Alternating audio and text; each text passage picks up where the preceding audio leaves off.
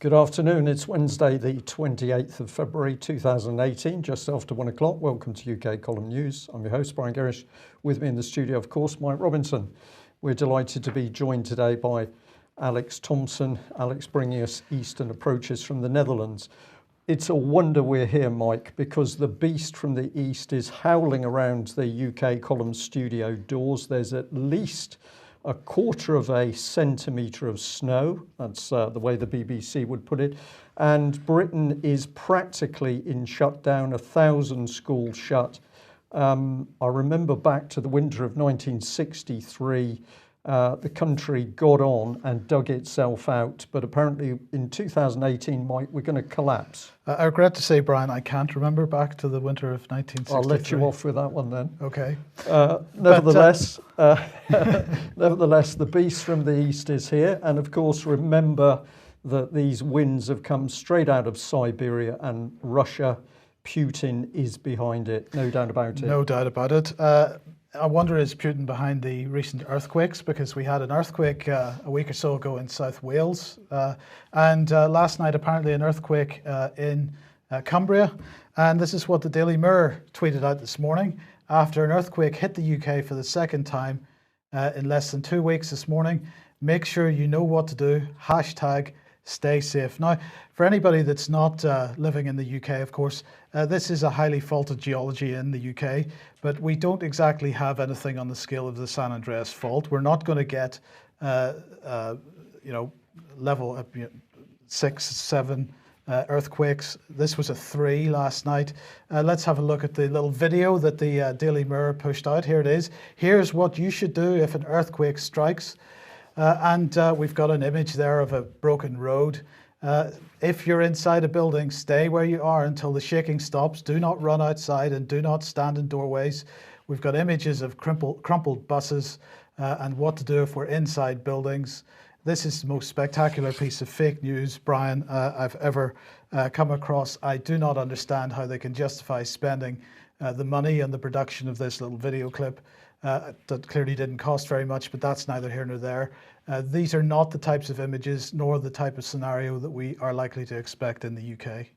Indeed. So what we've got here, we could call it fake news. We could say it's fake news, or we've got something else going on. And this is a massive and concerted attack on the psyche of the British population. We're to be frightened of snow. We're to be frightened of earthquakes. We're to be frightened of the Russians. We're to be frightened of a financial collapse. We are to perpetually be frightened. And as we move into the news, we're going to start to show where some of this policy is coming from and some of the very dangerous corporate players that are now alongside government boasting they can change our behaviour. But not to be outdone by the Daily Mirror, CNN Politics pushed this out this morning. North Korea sending chemical weapon supplies to Syria, according to a UN report. This is not according to a UN report. This is according to an unnamed, allegedly UN source, somebody who wanted to remain anonymous, and who said that North Korea has been sending supplies to Syria that could be used to produce chemical weapons. And this was, as I say, speaking on condition of anonymity. The diplomat said that North Korea had sent acid-resistant tiles, valves and thermometers to Syria. The diplomat was citing a report on North Korea authored by a UN panel of experts. This report hasn't been seen. Nobody knows whether it exists. The so-called UN diplomat isn't named, only spoke on condition of anonymity. We do not know whether this is a made-up story or not, but the fact of the matter is that there's nothing in the supplies that were allegedly sent to Syria which implies chemical weapons at all. Right. So no more to be said. There we go. We're smiling. We're not laughing at these events. Well, we are actually, because it's now become so difficult to tell what is cartoon and what's reality in the mainstream press and media. And that, of course, is deliberate. Have a look at this one. This is the BBC. Now, remarkable. The BBC is proudly pushing out that its very own charity, BBC Media Action, has sacked 6 over sexual misconduct. So I was quite surprised to see this headline. Let's have a look at what they had to say. BBC Media Action said it had responded giving assurances, we've reviewed all cases in the last 10 years involving or potentially involving sexual misconduct. 6 such cases have been identified over this period, all of which were investigated. In 2 of these, no grounds were found to take any disciplinary action. In the remaining 4, formal disciplinary action was taken. None involved beneficiaries, and we're not aware of any child protection issues. A total of 6 people were dismissed with sexual harassment or watching pornography on work computers. Now, I don't know about you, Mike, but I had trouble doing the maths in that little equation there, because apparently there were 6 cases, 2, there was no grounds for any disciplinary action.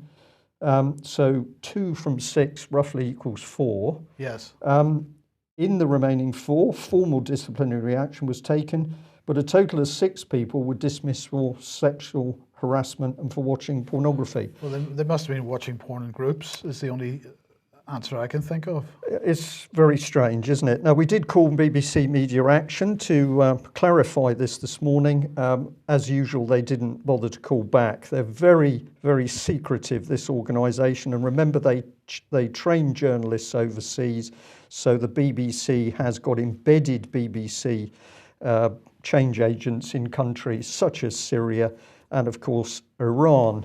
Let's bring in this, because a lot of the money they get is from the Department for International Development, and a DFID spokesman said DFID does not have a record of any sexual misconduct allegations relating to BBC Media Action on our counter-fraud and whistleblowing system. Well, there we are. So it's been kept secret from one of the government funders. But this is the big lie that the BBC says that this charity is independent.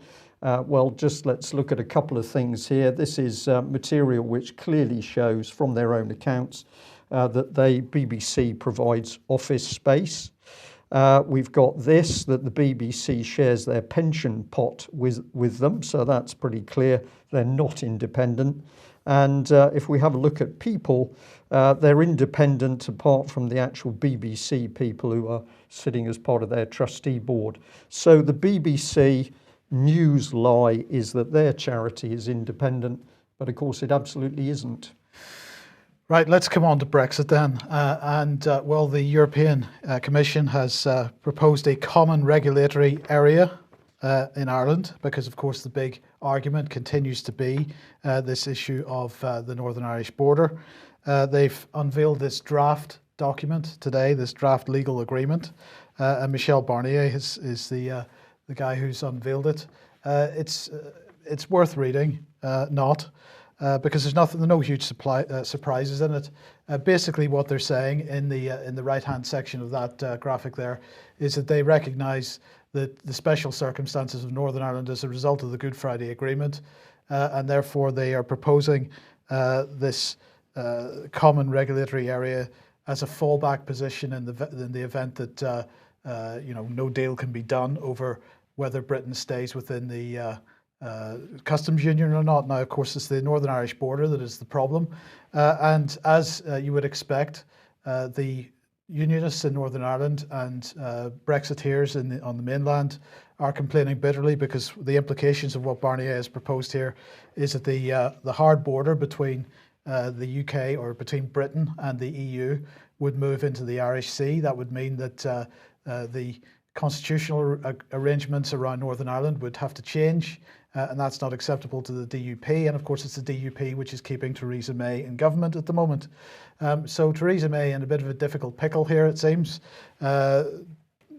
Boris Johnson saying that the EU is attempting to hold Britain to ransom. This is all just positioning in order for the negotiation. At the end of the day, we know what Theresa May's position is on this. She actually would prefer herself to remain within the customs union, and is trying to sort of deal with people within her own cabinet that are at least notionally against that. Maybe now is a good time to bring Alex Thomson into the programme. Welcome to the programme, Alex. Thank you, Mike. Just on that point there, I would say Michel Barnier is displaying the legendary sang-froid and dissimulation that's typical of Savoyards, the people from the eastern mountain region of France that he's from. He knows that this is a new and novel term, use of the term area, because in diplomacy, and treaty arrangements, area always means an area composed of entire states, entire countries, common travel area between the Republic of Ireland and the United Kingdom, or area of justice, which is one of the arrangements encompassing most EU companies, European Economic Area. This is an area in a non-traditional, novel sense, which is all of one state and part of another. And this is quite apart from the Republican Unionist debate. You and I could debate that till the cows come home, Mike, but it doesn't really make much difference. The thing is, one can almost hear the cackling in the background here. It's a kind of transparency coming up to the surface now of the Englander can have their pesky little island if they want, but we are not taking our hooks out of Ireland. Yes, and I mean, where do you see this ending up? Because you've pointed out in this program before that prior to the European Union, the existence of the European Union, there was an agreement, a kind of trade agreement, a customs union type of thing between the North and the South, which allowed for free movement of people and goods and so on. This seems to be a position that neither side is really mentioning very much, and there's no willingness on either side to go back to that. I think it is difficult to predict, Mike, because there's been a long 5-decade history of relations between what started out as the Free State and later the Republic of Ireland and the United Kingdom before both of them joined the EEC in '73. But in that half century, mostly dominated by Eamon de Valera on the Irish side, there was a kind of acceptance that the Irish people, as they're currently stood in economics, needed to emigrate to Britain as well as to other English-speaking countries around the world for work. And so there was that kind of working for the Irish people's benefit. So in the 1930s, you had coal being blockaded from the British side and dairy cattle from the Irish side, and everyone losing out. And so there was sensible attitudes through the war in the 50s and the 60s. What's changed now is that the Irish, or the Dublin bureaucracy and elite has become a client, a vassal of the EU, and is not taking decisions in the interest of the Irish people. So that makes it very hard to predict now. Well, indeed, and we'll come on to that in a second. But just before we do, I wanted to just run through a couple of the questions that Barnier answered, a couple of the answers that he gave in his Q&A session after he had produced this document this morning. He was asked, are you trying to force Theresa May to stay in the customs union? Or are you trying to force a border between Britain and Ireland, which would topple her government? And he said he understood the constitutional arrangements of the UK. He respected those. He said he was trying to find solutions, and he said he was trying to take a calm and pragmatic approach. He was asked, do you accept it is inevitable that if the regulatory alignment backstop measure is approved, a border would be established in the Irish Sea? And he said he does not accept that. He said there's no certainty that any such backstop would be used. And he said he hopes that they will between them find a solution for some other option, i.e. a new trade deal. And then he was asked in December, the whole divorce agreement was almost fell through. You must be aware of how explosive this is. Do you want to shock the UK into action? And he said he's familiar with the political situation in the UK, but there are complicated situations with other EU states. And he said that that it was the UK that decided unilaterally to leave the EU. And it had initiated the exit in March with the Article 50 letter. It was Theresa May who set the date for Brexit, and reminded everybody that we're only 13 months away. And he said that he respects the UK and UK citizens, and he said that there needed to be a treaty, one which is legally binding and valid. And the thing that fascinates me about this, Alex, just to remind everybody once again, of course, we had a legally binding agreement. He had a legally binding agreement with David Cameron. And for all the shenanigans that's going on here, it's increasingly looking like we are heading to arrive at more or less the same point that was agreed in 2015-16. Absolutely, that's what it is, Mike. So here you have, as it were, the position of us leaving the European Union. Here you have full federalisation with my other hand. And the proposal was in 2015, before the referendum, that we would go this way to reach this point. And now it's been decided that instead we're going to go this way to reach the same point. Basically, the point was thrashed out in advance before we were allowed to have our referendum, and before Cameron was told by his City of London and or European continental string pullers to allow a referendum, which was not Tory policy and which did a lot of damage to his party, but he had to hold it because someone wanted it who outranked him. Absolutely. Now, you mentioned the standards in public life in Ireland, so let's just talk about that now. So we've got you've got a couple of articles here from the Irish Independent. The first one is it a sick joke? Master of High Court criticises Taoiseach's advice to those facing repossession. And on the right, you've got corrupt Garda sent forged invoice to UCC for extra policing fees. So these are just two examples of the general collapse of morals in Ireland, which used to have extremely high standards of probity and, of course, still has the common law, too much to the chagrin of the rest of the European Union. Ireland itself is a bloc on full civil law integration. To some extent, Malta is too. On the High Court matter, there is an advisory service called Awala, Irish for at home, which the Taoiseach, the new gentleman, Leo Varadkar, a very young son of a doctor who has not got no roots in the country and no loyalty to the Irish people, as far as the Irish people can see. He crassly said if people are facing repossession in this wave of repossessions that's been sweeping Ireland for years now, the best thing they can do, Varadkar, the Prime Minister, Taoiseach, said, is go to this Awala advisory service. And of course, the Master of the High Court, Mr. Honohan, has said, what planet is the Taoiseach on? Awala is just a kind of citizens' advice bureau that gives someone a €200 voucher to give them initial legal advice while they're facing repossession. This is idiotic advice. And the Master of the High Court himself, Mr. Honohan, has had to try to draft a bill which will provide proper legal remedies for those facing repossession and allow them to continue on a rent basis in their property. As for the corrupt Garda, that was to do with University College Cork and is just a sign of just how far the police rot is spreading throughout the British Isles. Cork is as bad as some of the British cities now in this regard, and the police do seem to have networks protecting each other in the way that we've seen in major British cities. And why is Varadkar having a temper tantrum?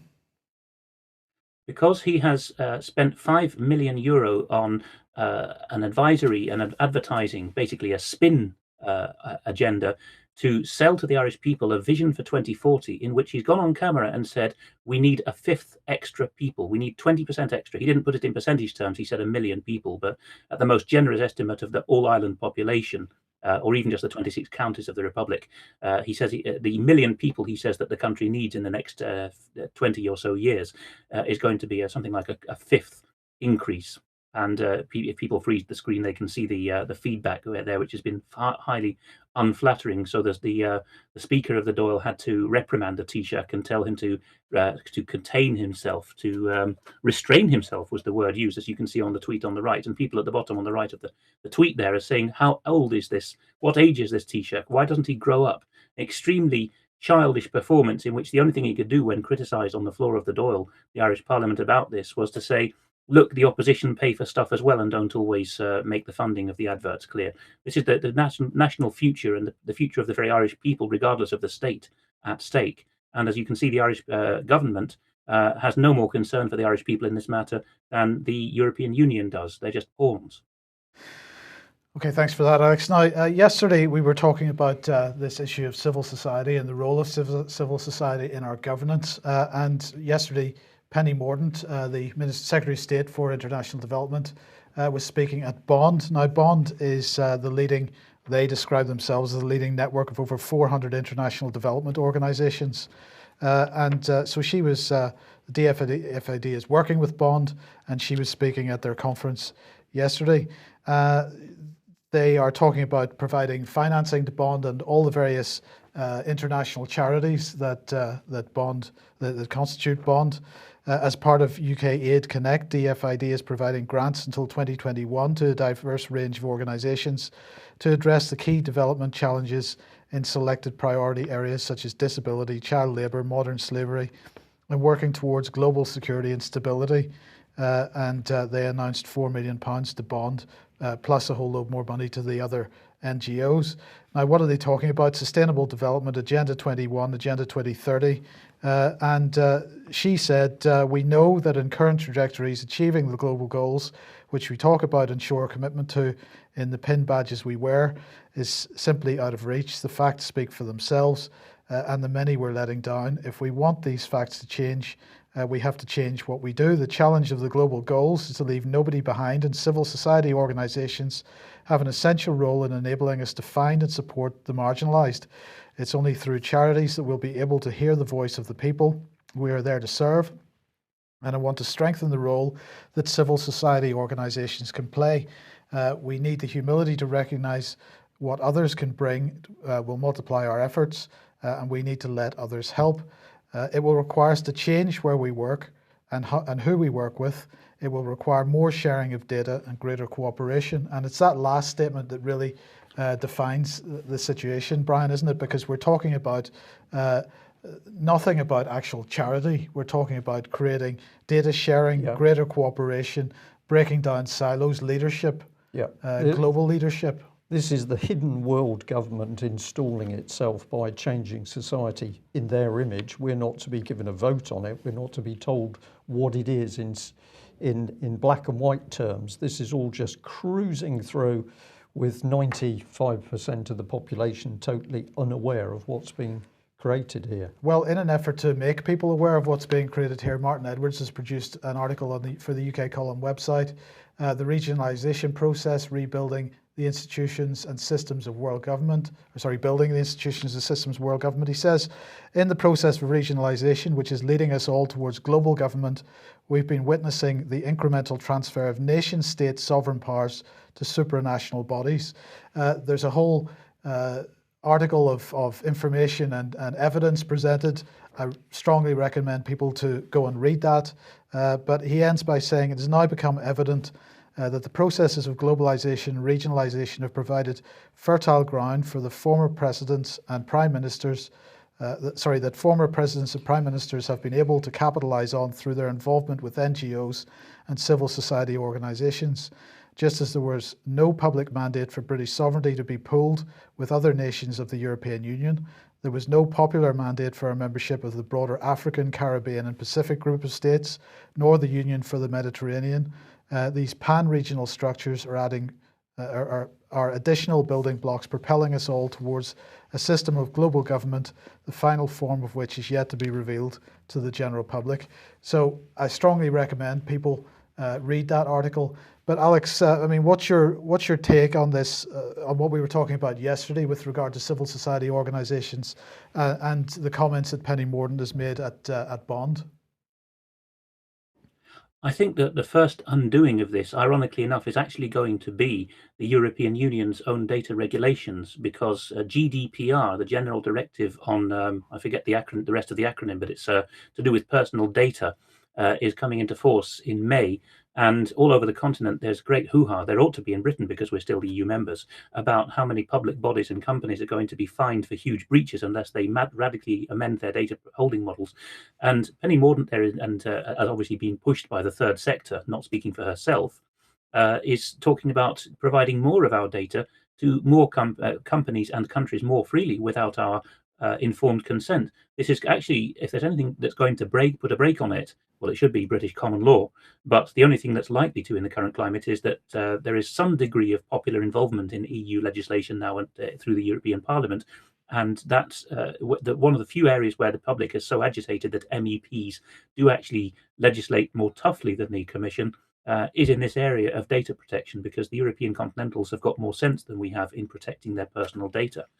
So I think ultimately Britain is pretending to have one of the toughest regulations in this regard, but its practice as a government is to share plans about us and data on us with all corners of the globe, not least through Commonwealth structures, and that is perhaps going to be challenged by the EU. Well, something's got to happen, Alex. Let's have a look at what was going on in Parliament yesterday. So this is the announcement, basically, that Cambridge Analytica was going to be questioned on fake news. Cambridge Analytica had put in a letter to the committee on the 23rd of February. And this is what was going to take place. So Mr. Alexander Nix, the chief executive of Cambridge Analytica, was going to be putting his wisdom across to the committee. MPs apparently to use the opportunity to ask Mr. Nix about, amongst other issues, the way in which data can be used to target messaging, their experience in data-driven communications and marketing, and how such targeting contributes to the echo chamber effect on social media. This is all about controlling social media. Cambridge Analytica combines data mining and data analysis in order to focus tailored communications to voters during elections. That's weasel wording, because what they're actually talking about is manipulating the ideas and views of voters. But this is the bit I picked up on, I wasn't aware of. This company is a subsidiary of the SCL Group, of which Mr. Nix is on the board of directors. So let's call up the SCL Group. Here they are. And what do they have to say about themselves? Well, we better expand it on screen so that we can all see.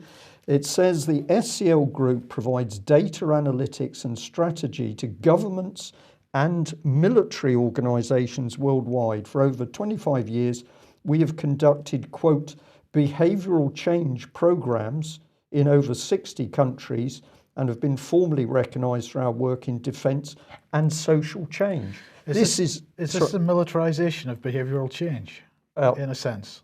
No, Mike, because they've already done it. It's already under the control of these people, and these very, very dangerous corporatists are being brought into the heart of Parliament. Now, just bring in this one. This is also on their webpage.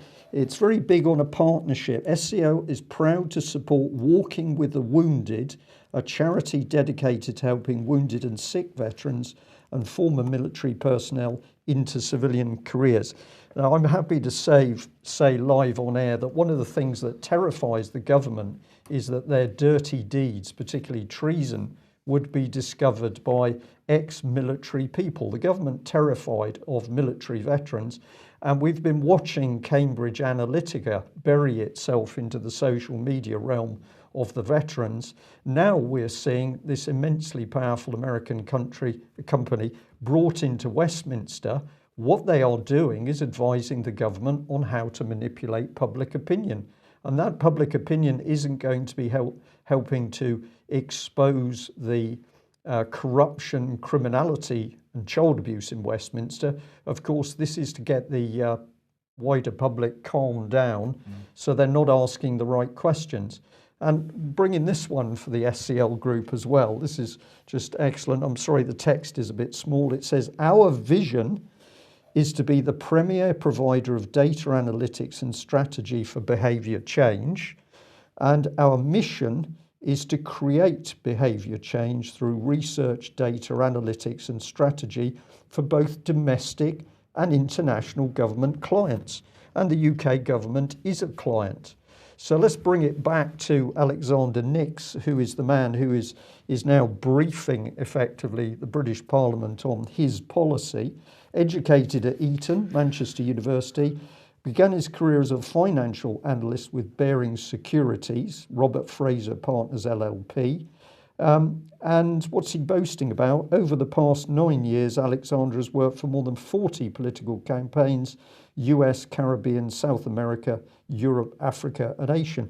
These people are playing with the minds of the public. This is brainwashing, Alex, and it's brainwashing in plain sight, in my view at least.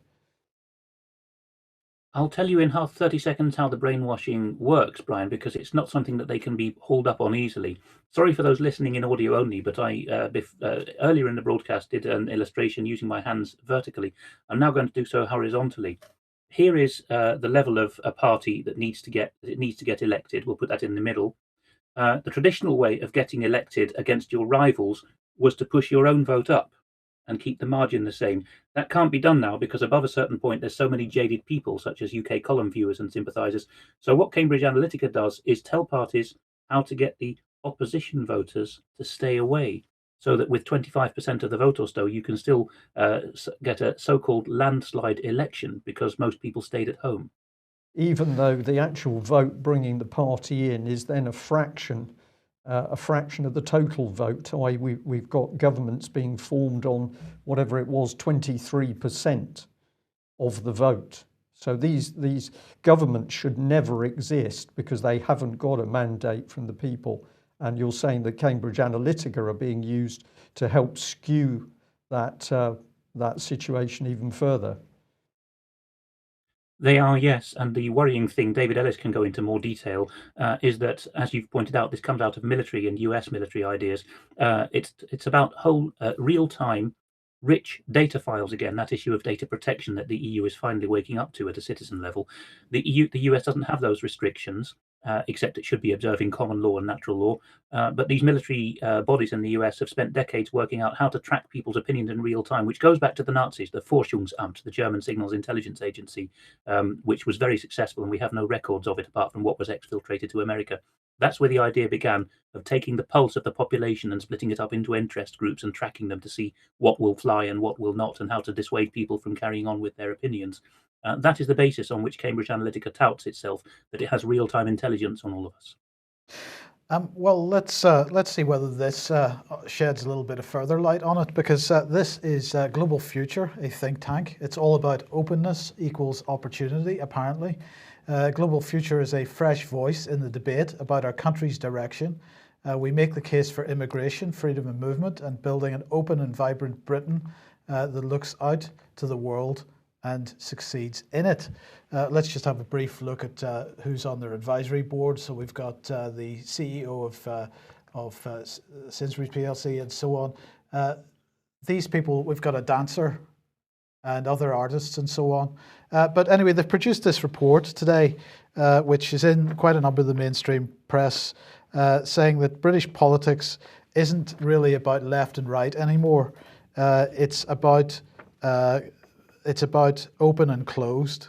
And are people open to multiculturalism and globalization and immigration, or are they closed to it?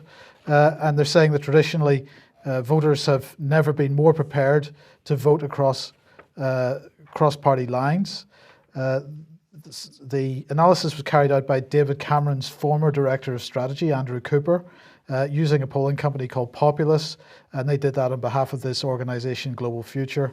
And so they are showing apparently what they describe as a stark divide between people in the 18 to 44 age group and those over 45. And they're saying that people that are over 45 are much more closed-minded to a multicultural society. They don't like immigration. That people below the age of 45 are much more willing to accept it, much more open-minded, and this is a much better situation. Open versus closed, they say, is becoming more and more significant. They said it means lots of people who once were good bets to be Conservative now turn out to be Labour, and people that pollsters might have predicted would be Labour are now Tories. Now, if anybody's thinking, well, this sounds like a bit of deja vu, well, of course it is, because last week we were talking about this guy, Femi Olawale, and Our Future, Our Choice is the organisation that he's presenting, where he's saying that the under 55 population of the UK voted to remain. So in 5 years' time, by absolutely anyone's maths, we'll have a population that voted to remain in the EU. So, basically closed-minded older people are the Brexiters. And of course, he was then reinforced by a Labour peer, whose name escapes me at the moment, and one of the big Remain groups. So I don't find it a coincidence that a week after this came out, that this new report from this organisation has come out. They're continuing to push the propaganda. Well, and we know this man's fully connected with the European Union, so he's been groomed in effectively change agency, him being a change agent in the EU, and now he's enforcing that in Britain. This is the pernicious nature of the EU, that it infiltrated so many organisations, and Erasmus, where there's an students are encouraged to move between countries to go to university, of course, is part of this, as was the twinning arrangement. But Alex, this type of report is another example of the use of polling and analytics to try to build a narrative which is helping change people's views and change people's behaviour ultimately. Yes, and if people want to see how it began, because like all of these things, it was described best in Yes Minister, the British 1970s sitcom. You can find the bit on Yes Minister, perhaps even on YouTube, where the minister says we need a poll, and the civil servants wryly respond, well, what do you want the poll to say? And the minister says, well, the poll will just say what the public think, won't it? And of course, they give an example, I think it was gun control, starting off with, do you agree that guns are evil and shoot people and kill people, and wouldn't you like to see them controlled? And then the same poll is done with leading questions for the other side. But of course, only the final question in each poll is the one that's actually commissioned by the client, and which ends up So it's being reported on. So it's easy to butter people up and make them say what you want. Now, Alex, a minute or two ago you mentioned English common law, and I was fascinated by this article in the BBC. The headline is "Why English Courts Are Opening in the EU." It says it's English law in English, but the courtroom is in Paris. According to French reports, the new international chamber is an attempt to capitalise on Brexit and steal London's crown as a global hub for lucrative commercial legal disputes. Other English language courts are popping up in the Netherlands, Germany and Belgium, with those behind them also talking about seizing opportunities from the UK's departure from the EU. English courts have long been chosen by companies based all over the world to govern their contracts. So are these new rivals a threat to London's crown? What do you think? It depends on who is staffing them. On the one hand, if this is washed up internationalist British lawyers wanting to get accredited for another jurisdiction, then there could be something in it. But if it's continentals who've trained in English and call themselves near native speakers, the usual joke they call themselves now, that's going to be even worse, because they're going to be speaking 80% English that they think is 100%, and they're going to be understanding the legal tradition and the traditions that form the common law very, very poorly. But either way, I would like to go down to one of these courts in Benelux or Paris or wherever and try to do a 1215 Magna Carta trial, with peace officers and the rest. I don't think it would go down well, to put it frankly. But anyway, in either the common law or the civil law jurisdictions, the people to watch are the clerks of the court, not the judges or the language being spoken. The clerks know all the secrets. Yes, indeed. Now, it's the Human Rights Council is taking place in Geneva today and yesterday. Well, I wanted to compare and contrast just briefly the approach to the issue of human rights and the Human Rights Council between the UK and Russia. So here is, first of all, Lord Ahmed speaking briefly at the Human Rights Council in Geneva yesterday. It is our opportunity to reaffirm the Declaration's enduring relevance, an opportunity to redouble our collective efforts to uphold the rights of individuals, to nurture their creativity and human progress which flow from these very rights, and to promote the openness and tolerance that allows societies to flourish. We must do this now, more than ever, because all around the world, these rights are under threat. At this Council, let us renew our determination. Let us come together. Let us stand up for the downtrodden. Let us speak up for those with no voice, and to strive to create the world we all aspire to, the world we wish to see, a world in which everyone, everywhere, can live without fear, without suffering, and is free to live the life they choose. Are you inspired, Brian? Well, clearly he's preaching. The man is preaching. He's preaching from the platform that Britain is an upstanding, truthful, moral, well-behaved country, not ruled by criminals and child abusers, at least in some instances. I don't think I've ever seen such a pious, pompous presentation as that. 3 Ps. Yes. Unbelievable. Unbelievable, right? So that was the British approach. Sergei Lavrov, on the other hand, took the opportunity to criticize the West and Britain for our activities, particularly in Syria, and particularly the hypocrisy. The international community shouldn't divide terrorists as good and bad ones, he said. The manifest unwillingness of some council members to unequivocally condemn international terrorism in all its forms and manifestations under the pretext of upholding freedom of expression is striking. We believe that dividing terrorists into good and bad ones is unacceptable, especially when it's done depending on the extremist proclaimed objectives or sources of financing. Russia continues to fight this vicious practice of double standards and supports the Syrian army in its move to destroy terrorism. Alex, well, I don't even know how to frame the question. How do you compare these two? Sergei Lavrov lives on Earth, and Lord Ahmed lives in global land, I think is the most succinct way to say it. Yes. Yes, okay, let's move on. Well, we'll reinforce the point. by just coming back to John Wedger, the ex-Metropolitan detective who blew the whistle on massive cover-up of child abuse in Westminster, or London rather. This was involving the Met Police, it was involving MPs, local authorities, charities. So he was interviewed on Three Counties Radio yesterday, talking in a very measured way about what had happened to him. He was supported by another ex-policewoman, Maggie Oliver. So here we've got corroboration of the story that the British state has covered up child abuse. So just think about the style of Lord Ahmed's delivery to the great and the good in the world. This is what's happening in Britain under his nose. We showed that in the interview, former Policing Minister Mike Penning had said that he handed the whole file to do with John Wedger's testimony of the cover-up of child abuse. He handed the file to the Home Office and it, quote, vanished. And I would just like to say that the UK column at least has taken action on this. And I'm going to say it's so important. It isn't just the UK column. It's got to be other people. But this was an email that we sent through to the Home Office where we referred to the interview.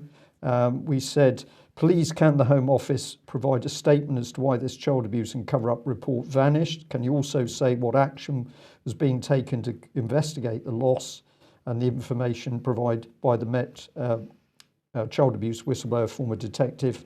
We noticed today that they'd also tweeted out something very interesting. Here it is. They retweeted a tweet from the Department of Education. If you think a child might be at risk, report it. Even if you're not completely sure, find out more.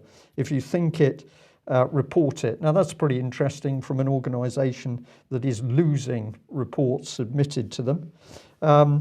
We've actually also been emailing into the Her Majesty's Inspectorate of Constabulary and the Fire Service. We said, can HMIC FRS please confirm that during their latest inspection they were fully aware of the appalling treatment of Detective Constable Wedger and that they took on board his evidence as to the abuse of power. If they were not aware of his testimony, why were they not made aware of the case by the Met Police? And finally, now being fully appraised of Mr. Wedger's testimony, what action will Mr. Matt Parr take to address the evidence in respect to the findings of their latest current report, which said there were weaknesses? Just continue through this. We've got the independent, there's the word, Office for Police Conduct.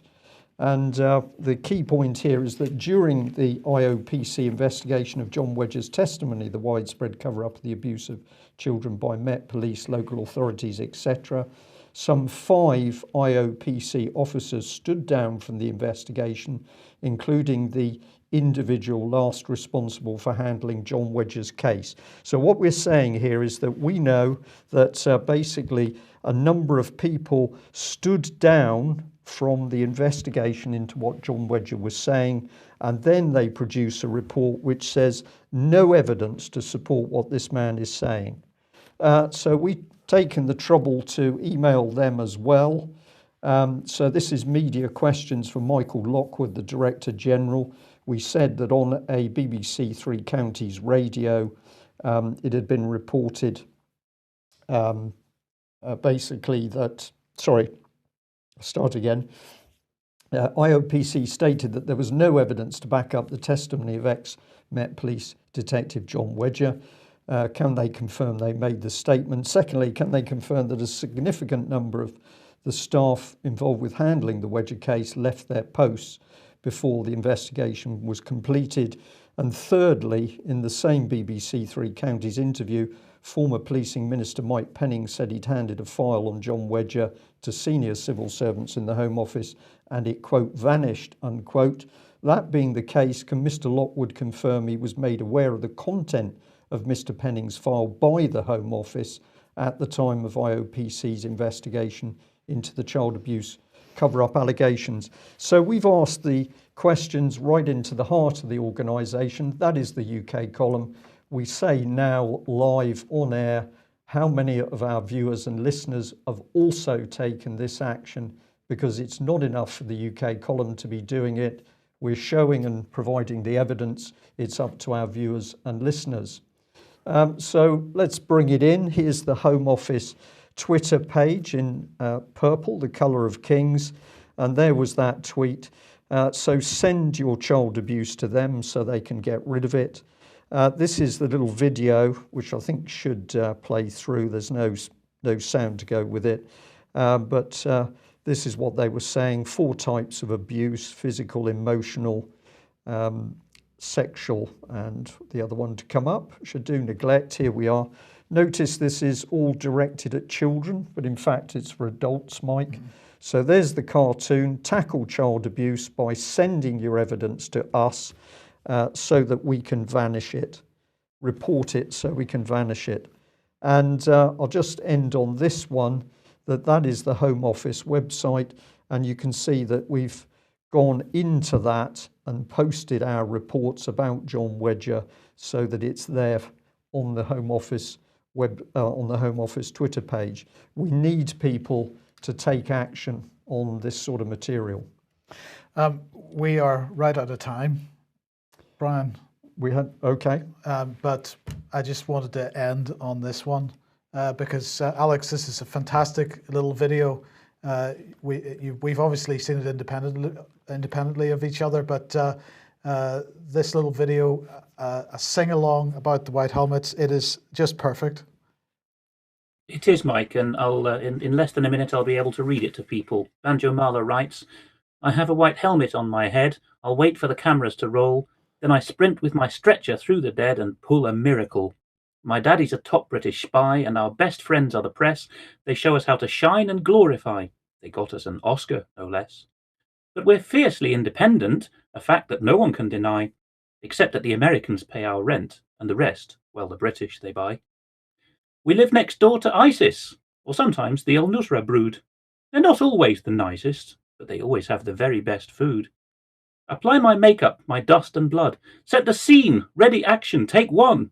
It's my time to be stretchered through the neighbourhood, dodging bullets and missiles and a bomb. But it's not all work. We like to play, so we steal a bride and have a wedding. Oh, we'll party in the Sharia way and stand by for an ISIS beheading. Oh, the future is bright. We plan to grow in size. Only love and peace could cause us failure. But there's so many countries to destabilise. We're off to the Philippines and Venezuela.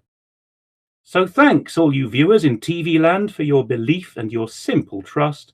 May you never come to understand it was only makeup, fakery, and dust." Well, excellent, and humour's always required in amongst this very dark stuff. So thank you very much for that, Alex. I know you had some other serious things to cover. We'll bring you back on to do that in the forthcoming days. We'll end on the note that we're delighted to have a visitor from France with us, a gentleman who's come all the way through the snow to see the UK column in action, and also to talk about what's happening in France, which appears to mirror much of what is happening around our Conservative government with Theresa May and formerly David Cameron. So there we are. Thanks for joining us, and we'll leave you with that thought. It's not enough to watch and listen. It's action that conquers fear and, of course, stops the rot. Thanks for joining us. Bye-bye. Bye-bye.